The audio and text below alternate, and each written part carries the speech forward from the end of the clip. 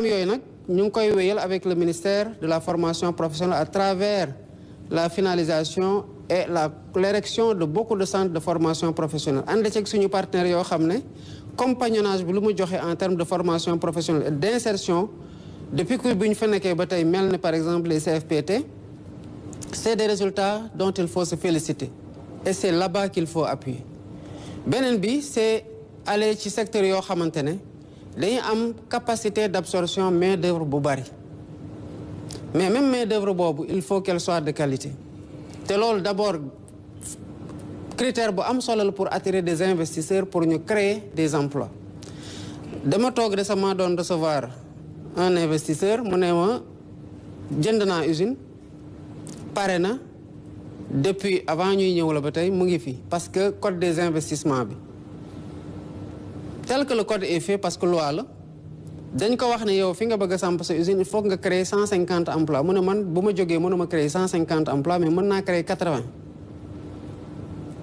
mais je préfère avoir ku créer 80 emplois plutôt que créer 0 emploi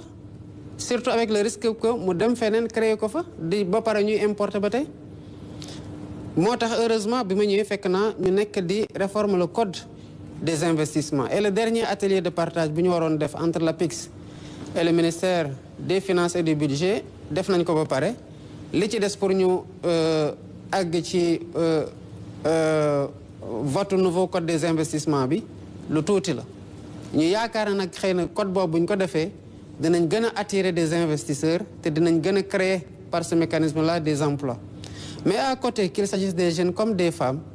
ñu ngi liggéey sur des projets démb annoncé naa le PAVI avec 107 milliards qui est destiné au financement des jeunes et des femmes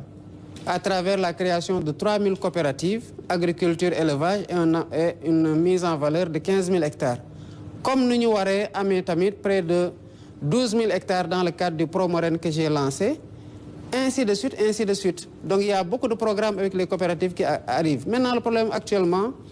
c'est que li doon mobiliser la plupart de la population active dafa mobiliser tout le jeunes yi te mooy mbéy mi parce que production bi tollootul noonu parce que les surfaces ñu ngi wàññeeku liées à l'augmentation de la population aux héritages successifs dans les familles qui font que nit ñi mënatuñoo téye li ñu am kese ci suuf tey pour jàpp ne lii lañ ci war a mën nañ ci béy donc on essaie de liggéey ci programme yu mel ni coopérative yi avec le ministère de l'agriculture moo taxoon d'ailleurs ñu mettre à côté un secrétariat d'État aux coopératives et à l'encadrement paysan pour relancer waat une activité qui absorbe une main-d'œuvre importante mais en la professionnalisant par une formation bu tax agriculteurs yi mën a tirer le meilleur parti de la terre. Maintenant à côté ni ma ko waxee y a la formation professionnelle et l'État aussi dans le cadre de sa politique de recrutement mu ngi ci di identifier ay niches yoo xamante ne ay métiers yoo xamante ne ñu ngi ciy liggéey et qui peuvent absorber une main-d'œuvre importante particulièrement ci métiers numériques yi loolu moo tax d'ailleurs ñu defoon le New Deal technologique parce que bari nañ ay sénégalais yoo xamante ne kenn nit ñi xam ko ou pas du ñu jóge seen kër seen ordinateur la ñuy téye te weer bu deewee dinañ fayeeku lu ëpp foofu lu koy xëy chaque jour di dem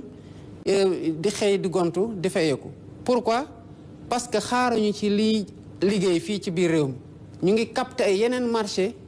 yoo xamante ne marché de service la di ko rendre à des multinationales ou à des privés ou à des structures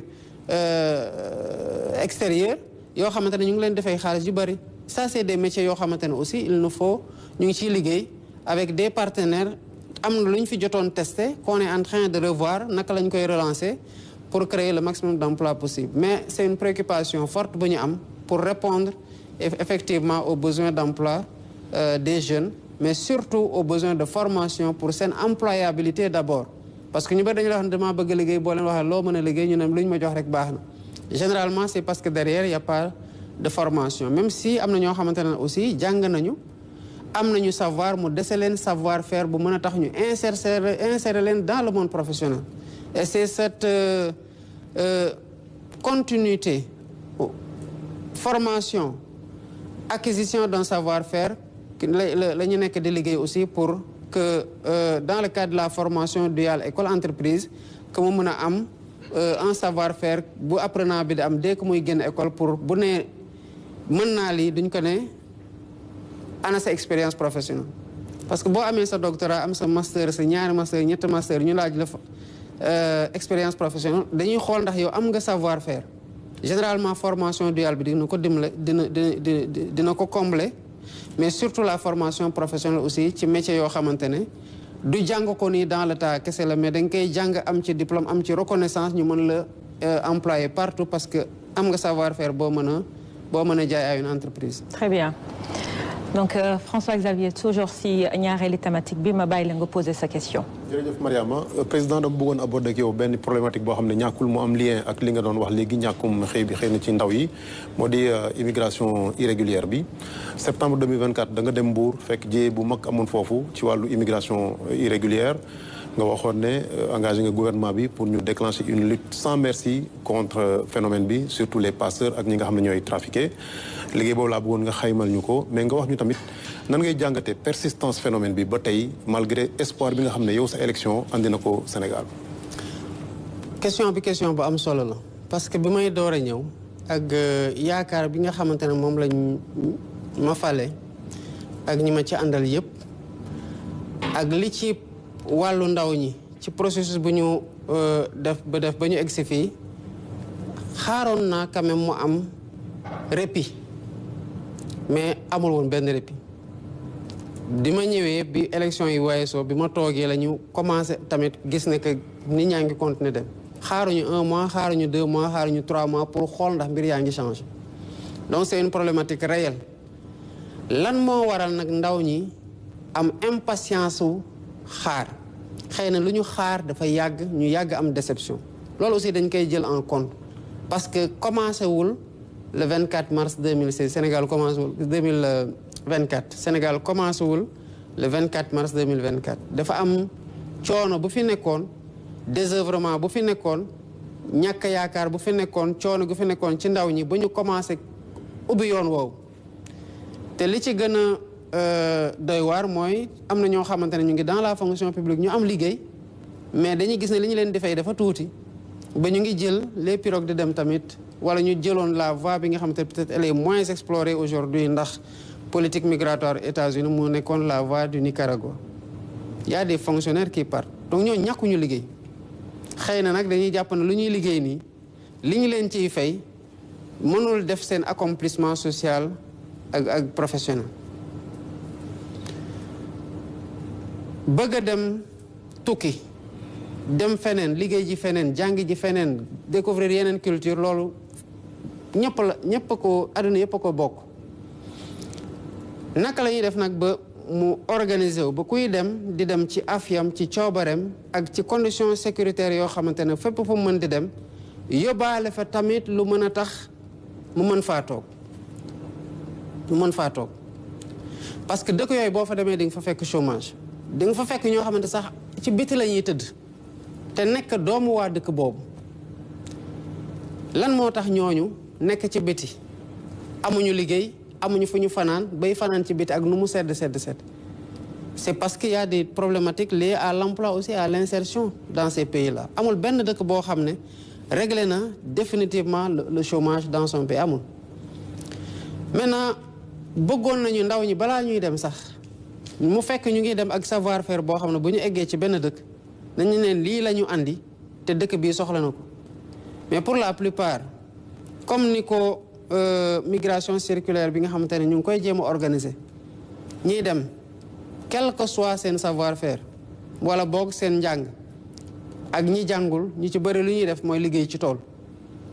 mais boo nangoo dem liggéeyi tool bitim réew te nangu woo liggéeyi tool ci biir réew mi bu ñu la wanee liggéeyu tool biir réew mi tamit da nga ko fay bàyyi dem émigrer pour liggéeyu tool feneen c'est parce que c'est lié xëy na à la convertibilité des monnaies yoo xamante xëy na boo fayee koo fee indi ko fii dina full goo xamante ne yow li nga ci bëgg a jàppale sa bopp jàppale sa njaboot ak jàppale réew mi di nga ko mën a def donc cet appel là il est là il sera là tant que quel que soit niveau de prospérité bi parce que dëkk yi nga xamante ne sax amuñu problème ñu am en termes d'emploi et de développement mais seen ndaw ñi dañuy génn di dem ci yeneen réew dëkk ji foofu yóbbu fa seen savoir-faire parce que bëgg nañ changer par exemple fa ñuy kiwi mais il nous faut une réponse systémique la première mooy fexe ba ñi bëgg a toog fii trouver les moyens de s'accomplir ici mooy li ma doon wax sànq créer des opportunités d'emploi créer de la formation professionnelle pour ndaw ñi mën a liggéey maanaam fexe liggéey am fexe tamit ndaw ñi am xarañteef ci benn mbir boo xamante ne mën nañ ci liggéey li ci tegu mooy ñii nga xamante ne nag ni ñuy demee nii du demin gi war parce que dañuy mettre en danger la vie de personnes ñooñu di exploiter désœuvrement boobu ak misère ndaw ñi tamit ñu xeex ak ñoom xeex gi war moo waral politique migratoire bi nga xamante ne répression bi am nañu ko bokk ko ak yeneen partenaires mobiliser ci énormément de moyens et de moyens logistiques de moyens financiers et de moyens humains def nañ ay campagnes yu bare ci zone de départ yi pour mën a xeex contre la migration clandestine on a intercepté énormément de personnes mais malheureusement tey rek laa ci mujj waxtaan ak sama naataango ci ñenn ñi fi nekkoon mais on continue toujours à avoir le même phénomène et il nous faut une réponse concertée globale et systémique et c'est celle-là qu'on cherche à apporter moom la ñuy jéem a andi ci ut ay liggéey à travers mécanisme wax sànq waaye tamit former waat ndaw ñi ba pare xëcc leen tamit ci métiers yi nga xamante ne ñu bëri ci ñoom bëgguñu caa dem parce que gisaguñu koom gi nga xamante ne moo ci nekk mooy suqali mbéy ak leneen li nga xamante ne ay opportunité la fii Sénégal. am na solo monsieur le président xanaa ma bàyyi kaddu bi Mohamed Diallo bu Senweb nga xamante ne mu posé dernière question bu ñu waat jalgeel deuxième thématique bi. monsieur le président ce premier ministre le 27 février bi ñu jógee dafa amoon daje ak ñi seex wàllum liggéey yëpp si